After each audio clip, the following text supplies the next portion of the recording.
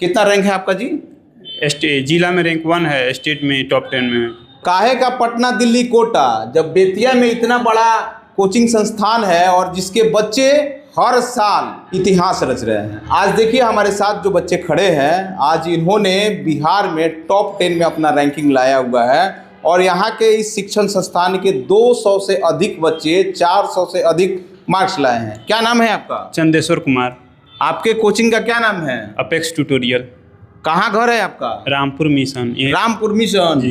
देखिए नेपाल बॉर्डर के पास पड़ता है रामपुर मिशन, एक सुदूर ग्रामीण क्षेत्र है। ये दिल्ली या पटना का बच्चा नहीं है, ये कोटा रह के नहीं पढ़ता है, ये बेतिया में रह के पढ़ता है।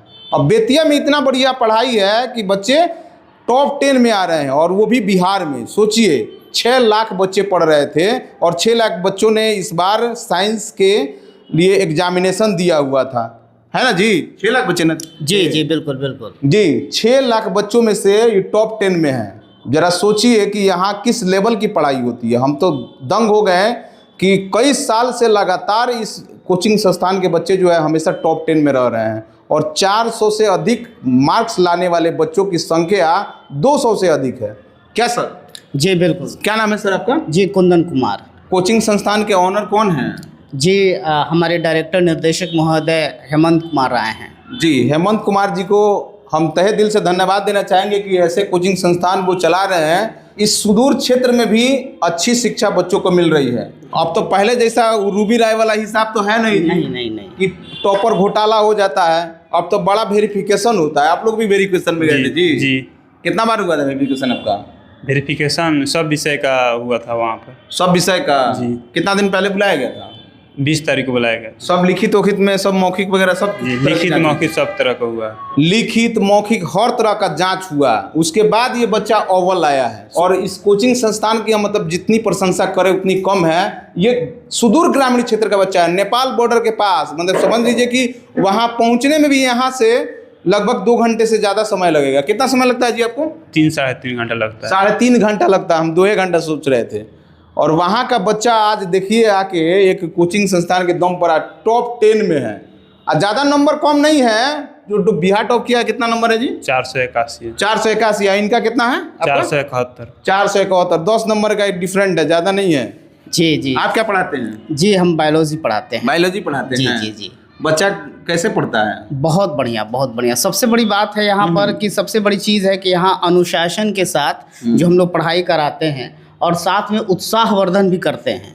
और दिक्कत किसी बात की विद्यार्थियों की नहीं होती है, क्योंकि यहाँ नियमावली के साथ हम लोग पढ़ाई कराते हैं और एक दिशा निर्देश होता है हमारे डायरेक्टर सर का, और उन्हीं के दिशा निर्देश के अनुसार हम लोग सभी कोई पढ़ाई का एक छोटी से छोटी बात पर भी ध्यान रखते हैं कि बच्चे कहीं से किसी भी तरह से उनको किसी तरह की कमी ना हो, और इसके अकॉर्डिंग उन्हीं के दिशा निर्देश अनुसार हम लोग चलते हैं। मेहनत तो सभी करते हैं, लेकिन सही दिशा में मेहनत करना और करवाना ये सबसे बड़ी बात है। आप लोगों के लिए एक मैं बात बता देना चाहता हूँ। बिहार गवर्नमेंट में मतलब विधानसभा में ये बात उठ चुका है मोबाइल स्क्रीनिंग को लेकर के। मोबाइल लोग बच्चे जो यूज करते हैं ना, उसके लिए मतलब बिहार विधानसभा में आवाज़ उठ चुका है। जी आप कितना मोबाइल यूज करते हैं? मोबाइल नहीं चलाते थे। यहाँ पर रहने का भी व्यवस्था था। शाम को रहने का व्यवस्था है जी। मोबाइल रहने के बाद या मतलब जब यहाँ से जाते हैं तो मोबाइल यूज करते होंगे? नहीं मतलब हमेशा यूज नहीं करते हैं? नहीं थोड़ा बहुत इसी तरह। थोड़ा बहुत जी। कौन सा मोबाइल रखे हैं? बड़का मोबाइल रखे कि छोटा? बड़ा है। बड़ा ही है जी। तो क्या करते हैं मोबाइल में आप? पढ़ाई के उसमें ही देखते थे। पढ़ाई के सिर्फ पढ़ाई? जी। आज जो बच्चा ये अव्वल आया है 6 लाख में 10वां नंबर है। सोचिए बहुत बड़ी बात होती है, बहुत बड़ी बात होती है। टॉप 10 में है। कितना रैंक है आपका जी? जिला में रैंक 1 है, स्टेट में टॉप 10 में है।